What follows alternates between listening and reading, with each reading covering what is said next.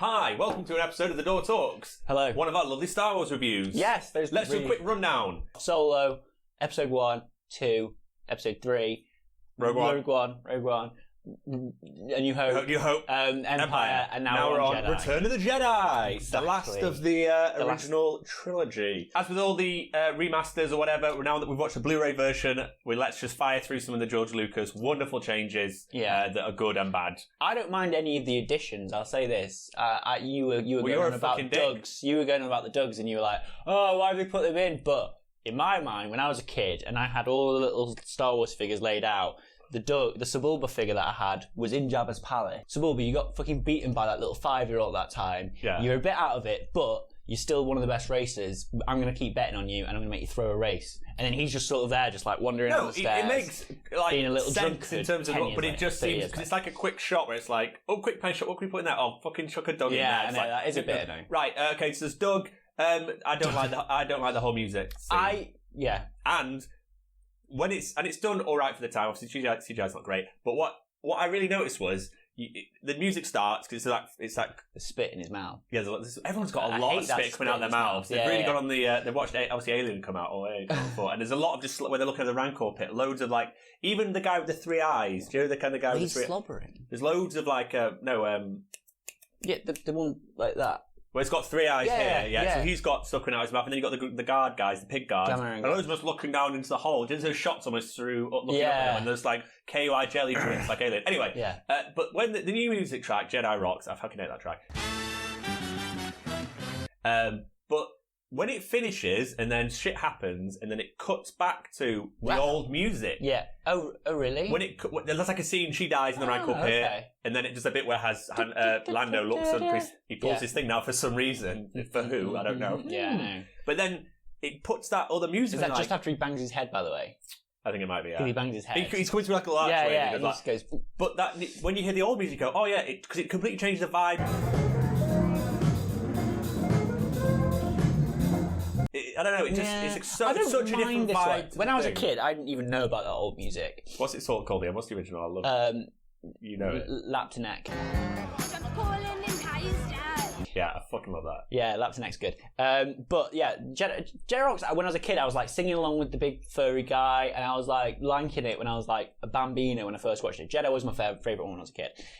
So I used to love that, but then when I heard the other one, I was like, oh, this sounds a bit shit, it's just a bit boring. But now I've kind of got into it, and it's got a really, really cool bass line, and it's a got great really, song. really good guitar bits to it.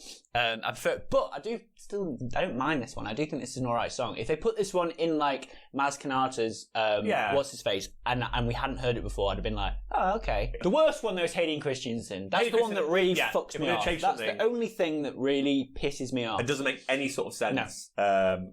It's just to go, oh yeah, full circle. Yeah, I'm just back. Sorry, guys. But the thing is, and also they keep saying in that film, I didn't actually realise how much they said it, and they go into the semantics of Obi-Wan's lies, and he's like, well, from a certain point of view, and he's like, Darth Vader died that day. Sorry, Anakin Skywalker died that day. But then it sort of takes it a bit away from the ending of it when you see his rebirth, if you sort of know what I mean. Like, you know, when you see him be like redeem himself, and you see the innocence was that in his not eyes. Anakin? Because it makes that not be Anakin when it is Anakin. Yeah, I know, that is Anakin, so it's silly.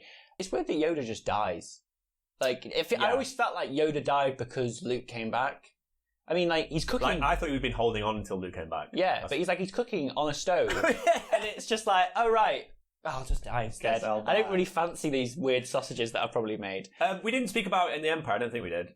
Yoda's fucking amazing. Yeah, we did. No, we did speak about it in the Empire. We were talking about how good Yoda was. Even the little thing died and he puts his little legs in his bed. And he's such a real thing. He is such a real thing. I can't remember if we mentioned... And also Dagobah still looks amazing, even though it's only a little bit of Dagobah. I just love everything about it. He gets so much older in this one. Yeah. Like, it's like he's sort of like progressed in the same like he's aged the same amount as when... as he did from the previous one. Yeah. You know what I mean? He sort of like ages loads and he looks a little bit more like withery in Empire. But then this one he's like, super aged.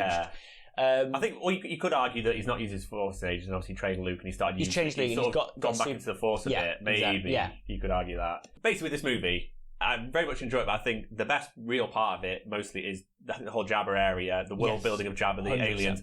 But there's so much sleeping when the droids turn up. Okay. Jabba's sort of half asleep and he kind of gets woken up and it's like, oh, so-and-so. And he's like, oh, and it's either to Leia or the droids, I can't remember which. Okay, fine. So that's the first time he's asleep. Then they all fall asleep, everybody, and Leia turns up Leia goes to hand out the carbonite, and then they fall asleep. And then Luke turns up, and everyone's asleep. Yeah, they do sleep a lot, actually. Jabba's asleep 3 times. Is it 3 times? It's three. One time he's sort of more like dazing off, and the other 2 times... the second time he's pretending to be asleep, but everyone else is asleep, and then he comes behind that curtain. But there's a lot of sleep-based... Well, why can't Jabba see? Oh, just make him be asleep. Everyone's asleep. Yeah, maybe. What time of day? What's the... I don't know. It just seemed a lot of sleeping. Well, it's like the Once Upon a Time in Hollywood. It's like, you can't go see Jabba. I fucked his brains out. He's sleeping. Yes, exactly. You can't he's see. Just like... That mask, Bosch, or whatever his name is. What's his name? Leia's mask. Boosh. That's just fucking scary, isn't it? Oh, it's cool. Like, it's got the little... It's really I noticed cool. all the lights on top. Yeah, I noticed that a bit more as well. But, like, it's just the mouth thing. Like, you would be terrified of being Han Solo and sort of not seeing that, obviously, because you couldn't see that. But it is a weird one. Well, how come she could hold on to Chewbacca with that? Yes. And how come Jabba was so like, oh, you've brought back Chewbacca, and she's just there like, yeah, he's just here. And Chewbacca's got his arms flailing around. You could grab her and just snap her in half. Snap her in half, yeah, bite her head off. And just, like, eat her or, like, do anything. And obviously, like, she was obviously just bringing him in, but I don't know, just like... You should have had, like, a shock collar or something. Yeah. Something that she could press a button. And also his cuffs. Yeah, his cuffs taken. But obviously they wanted to show, like, Chewbacca throwing people around and stuff. And the guy that falls down the guy that falls down the stairs really slowly. And he goes... The weird worm red snake thing. Yes. What the fuck? That is a really weird worm red snake thing. When C-3PO's sentencing Luke and Han to the Sarlacc pit, there's this really weird, like, fiberglass worm snake. Red It's got, like, a really long red tongue, yeah. And it just looks... It just comes out, like, here, and, like, it doesn't CP move. goes. Like, the thing is, what I was thinking is, it's so easy to just go, like, with George Lucas's CGI shit, to go... Yeah, or just make it move. Waggling a bit. But no, it's so solid and so stiff that it looks fake. It looks like someone's just created it and some kids brought it in and gone, put this in the movie! And they're just gone... The fucking Make-A-Wish Foundation. Yeah, Make-A-Wish Foundation. I wish my toys would be in the movie. I really want to make props for Star Wars, so I've got to make this paper-mache thing. Like I said, I thought it was like a microphone, cause I thought it was like a copper microphone for CP, because when he's talking, he's quite close to his face. Yeah. And then, because we watched it in Blu-ray for the first time, I think, so now we don't really notice things like, what the fuck is this snake? Lucha! I love Bib Fortuna, like, these big fucking scary nails. He's like, when he gets like that, yeah, like when he starts doing that around like R2's face, yeah. Like, cut your fucking nails. I'd be terrified of that. That thing that comes out, I just go... Okay, so is someone controlling that as like a camera or a joystick? Is that a robot that just lives, and all it can do is go... It's like Google Home if your robot... If Google Home is a robot. And it just came out and it was really aggressive and it had some little guns on the side that actually just look like tracks. I like to imagine one of his guards, though, in like a little monitor room with a little joystick, and he's just like, yeah, I'll fucking poke these guys. Like, yeah. At you a blinky. With this film, really, you've got the Jabba bit. Yeah.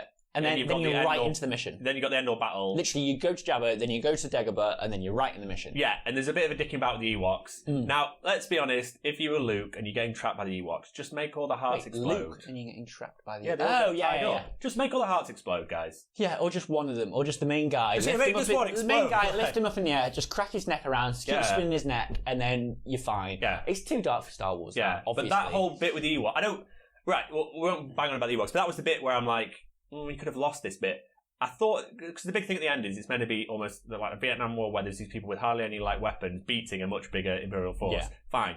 But I always thought the Ewoks are shit. I'm fine with the Ewoks now. I've grown to it. But I was always okay with Ewoks. To make it better, very simply, and you could have almost CGI'd it in, when the Ewoks are attacking some of the speeder bike guys a bit earlier during they go around, they should find like a cache of weapons. So the Ewoks have a lot more guns and have more rebel troops.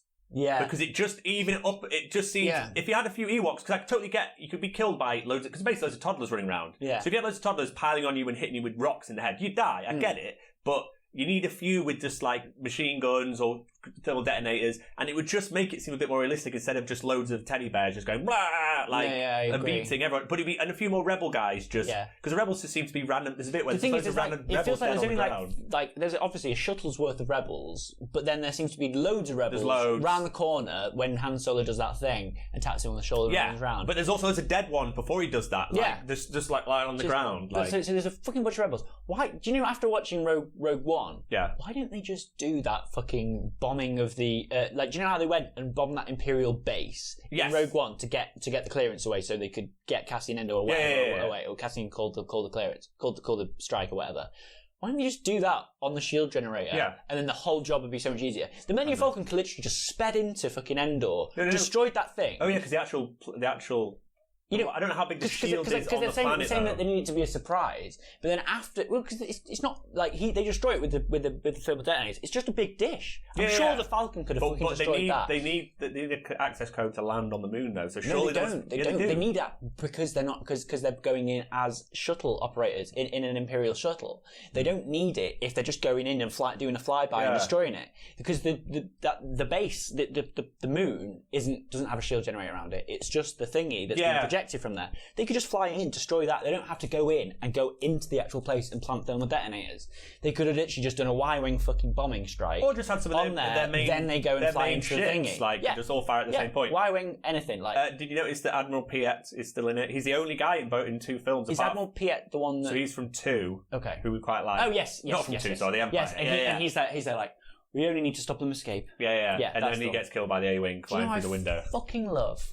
Yeah, just after that part he does. The guy just running starts screaming and spins. The thing is, I don't get about the A-Wing, because the guy who does that happens to is, like, for some reason the Y-Wing bombers have, like, these weird helmets. I'm sure one of them dies and comes back. Like, yeah, I noticed that as well. But I always thought those were B-Wing, but then when I saw it, it was the Y-Wing, and I was like, but Y-Wings have the normal helmets. I don't know if you see B-Wing pilots. You do, but I always thought that was them. I always thought that guy with the weird helmet was the B-Wing pilot, because you know A-Wing pilots, they're blue, and they've got white helmets. Oh yeah, but then B-Wing pilots are sort of dressed in a bit more of a bombery fashion with like they're not actually. I think it's like a green suit, but it's got that weird helmet thing on it. Anyway, annoyed me slightly. Also, another person I loved was the commander. Do you know the commander in the Empire that is in charge of the Death Star? We'll double our efforts. Yes. Yeah, the guy from Return of the Empire Strikes Back is in that little. Yeah. Oh, hi. Yeah. He just does that.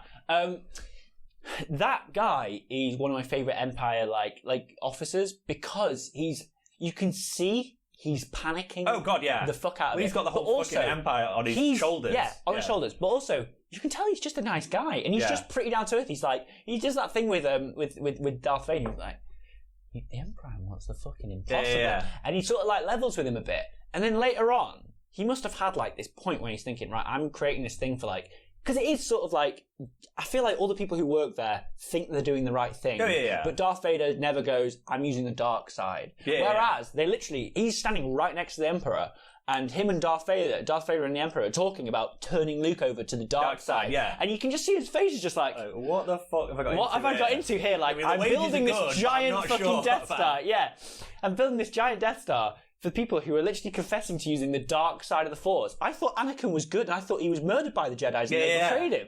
And you just be like, wait, and you can see in his face he's just like panicking. Well, I like him, and I like because with the Empire Strikes Back, you've got Vader being top dog pretty much. I know the Emperor's in it for like 10 seconds, but then this one it puts him back down to like the level. So he's like talking about someone above him, which he doesn't. He's suddenly no, you're right. And he's talking to like he seems more human. You kind of you see him as in a nicer light in this one straight away. And obviously you know he turns nice at the end. Well, we don't know, but yeah. But he suddenly has someone above him, like he's not because in Empire he really is the big he's the big bad. Yeah. Whereas in this it's like, oh no, like I'm pretty bad, but this guy above me. Also, just before I forget, so obviously you find out Luke and Leia are brother and sister. Yeah. So Luke's just like in their world, basically, let's say Darth Vader to everyone is Hitler. So he's like my dad's Hitler. Yeah. And she's like, oh no, that's terrible. Also, he's your dad too. It's like I know. It's so bad. It's just I noticed that, and he's like, but he doesn't even say it in a bad way. He just goes, my sister. And he just goes like, oh yeah, the sister. It's so funny. It's like, poor Leia, just like, fucking, I'm stuck with loads of bears and they've done loads of like crazy plaits in my hair. Yeah, now my dad's Hitler. After we watched the Ewoks TV show, I thought they'd say at least Gooper once. They'd just be like, Gooper? Or like, they'd just be saying Gooper to each other, and they'd just go, let's bring that over, shall we, to the TV show. They didn't even fucking say it once. Every scene is jam-packed before they added all the extra shit, just with cool characters, and it doesn't explain everything, it's just, that's cool, extra new shit. It feels like they took a lot from this when they made the prequels. Yeah. You know, like a huge amount. Especially this part when Darth Vader has just been kicked down those stairs, and he's going, oh! And he went down the stairs, and he's down. Kind of just a funny backflip thing. He's at the bottom of the stairs, and Luke's at the top of the stairs, and then he's like, and then Darth Vader's like, Obi-Wan has taught you well, because you're on the fucking high ground. And then Luke's like, I won't fight you, and then Darth Vader's like, I'm gonna get up these stairs quite quickly then, because he just like literally walks up the stairs past him and then just like gets the normal ground and goes, okay, because obviously Darth Vader's shit on high ground. Right, so now. Force lightning. Why is Luke so? Yeah, I love the teeth thing. Luke is pretty healtly after that. Yeah. When you see what happens to Darth Sidious for about 2 seconds of Mace Windu just reflecting it. But when Mace Windu gets got a bit, does it? I'm sure he just reflects it. Does he not get? I don't know. I think when he gets pushed out though, he gets. But you don't really see the effects of it. Yeah, you're right. But it looks like a good minute of cooking. Yeah, I know. He's like carrying Darth Vader around, like pretty chill. Yeah. You should have had like really spiky hair or something like for the rest of it. Yeah, no, you're right. I always thought that, but like, it kind of just made me think like, is it really that powerful? Is he just giving him a bit of a taste? Yeah, a bit of a taster for it. Because obviously, like, you could think like if you just electrocuted him the whole time, and then actually he was just like, right, now you're going to be... The thing is, if they made him a hideous-looking monster like Darth Sidious, then he'd probably be a lot more open to joining the Empire. Yeah. You know what I mean? Like he's running out of options. Yeah, like, I can't go and see Leia like this. I can't see my friends. But I love the whole Vader and... the Vader Empire.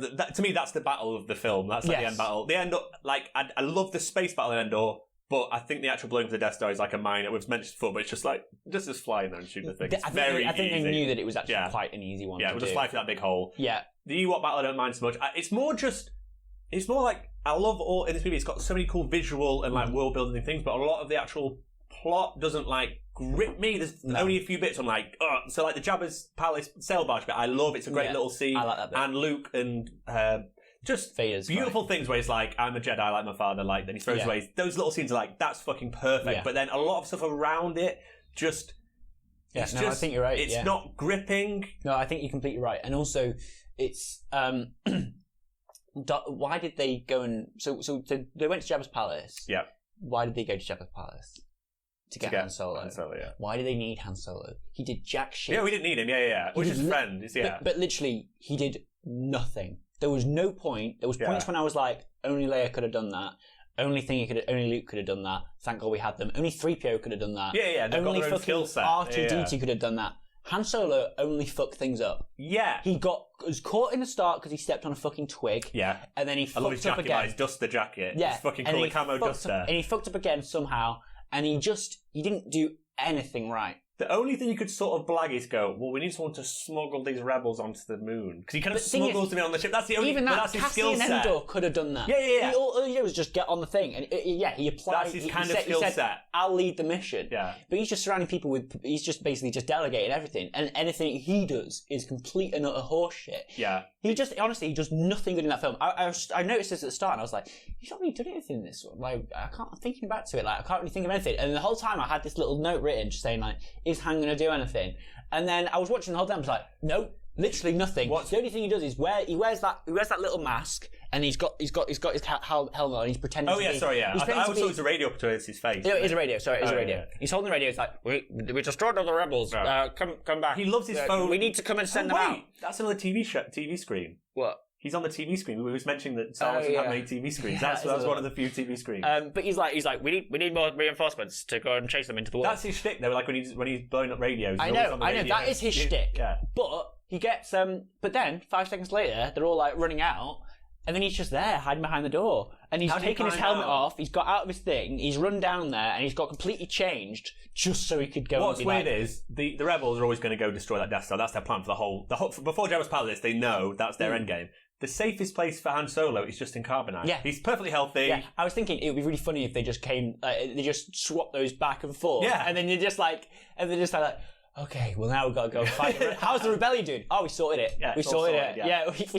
We actually just ran loads of Y-wings. We didn't even need you. We just ran loads of Y-wings, destroyed the shield generator, and then Lando just went in your Millennium Falcon. Sorry about this. Yeah. In the Millennium Falcon, he fucked up the gun. We're gonna have You get a square thing and a new gun, but we destroyed the Death Star. He flew out. I didn't even have to go to see Vader. Yeah. They're both in there. They're dead. It's the only thing that. Literally, they made Han in more danger. He wasn't going to be in the Sarlacc pit. He was just on a wall. Like, the only thing I could possibly say is, if Vader had said, I'm going to blow up this carbonite after, like on a certain date or time, it's like... they had like a really fun day where they're like, it's like, T-minus this time. Time. But it's just, unless he's got it like in a crusher and like every day he takes off a slice of like the carbonite and it's like, Han's lost his knees, like we have to go, but he's just perfectly... one of those like salami machines, salami cutting machines. He's perfectly safe, he's basically immortal in this fucking thing. But that's one other thing that I was thinking, is Leia like now like older than him? Like, is he going to go, ugh, like you've not aged well, and then she's like, and he's not aged at all? Yeah, I always think it's like 3 to 5 years in between. I don't know what it is, but I think it's about 5 years. Because I think they say in Shadow of the Empire, don't they? Oh, well, yeah. I think they say in that, like... Just put that on the screen. I know, put it on screen. I mean, why have we not got Dash Render? Yeah. Like, we know he's the right... He's got to be in one of these fucking series. He could have fucking led what's his face and done a better job and not stood any sticks. He could be in The Mandalorian. He'd easily fit in that time frame, yeah. And he loves a bit of Tatooine. He hangs around there a lot. One of the things that I think is really powerful, you mentioned it before with like Luke saying, I'm like my father before me. Yeah. I thought they did it so well was when they took Darth Vader taking off his mask. Yeah, and they got rid of his eyebrows as well. That's an added thing. He used to have eyebrows. Well, the thing is... That makes more sense. Well, his head burned off, But that guy, that actor... Sebastian Shaw, yeah. Is that who it is? Yeah. He did. It was fucking brilliant. Oh, he's so good. His eyes were perfect. Like, his innocence and the way he just looked down and then he looked up and then because he looked so, like, ashamed but yet innocent, yet, like, really fucking, like you could have just popped him in the eye and he'd just be dead. Like, you just go... Why is no one helping him carry it? He's just got this huge cut on the back of his head and you could just, like, pop that thing on the back of his head and he'd be dead. But, like, he just looked so innocent and he just looked down and he just looked so, like...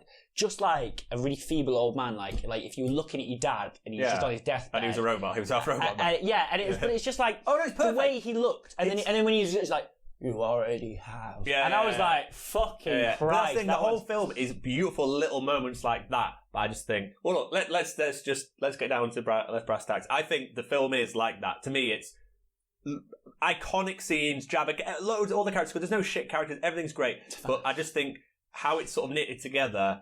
It doesn't... I'm never like that excited. I'm like, oh, I like this scene, or I like this, but there's no like... Because we kind of said it's the Emperor a bit.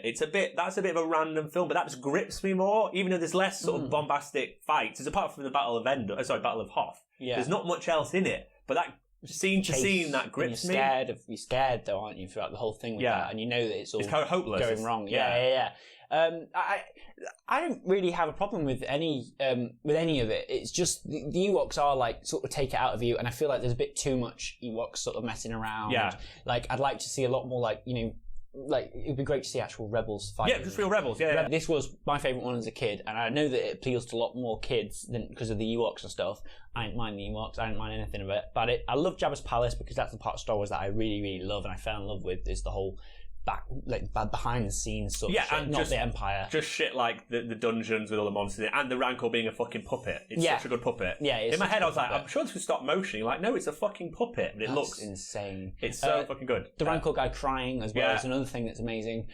So really for me, I mean, I'll do the scores first. Yeah. I can't remember what I gave the other ones, but it's so close to the other two, but it's just a little bit further away just because it doesn't impress me as much now. Anyway, okay, I'm going to go for 7.5 on this one. 7.5, that's what I thought.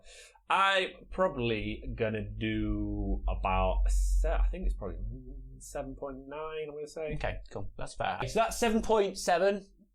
Yeah, that's 7.7.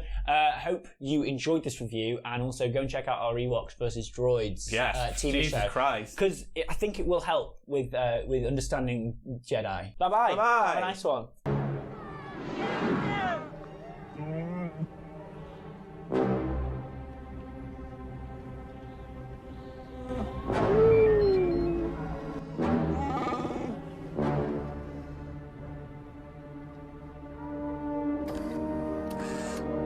Kus Juma!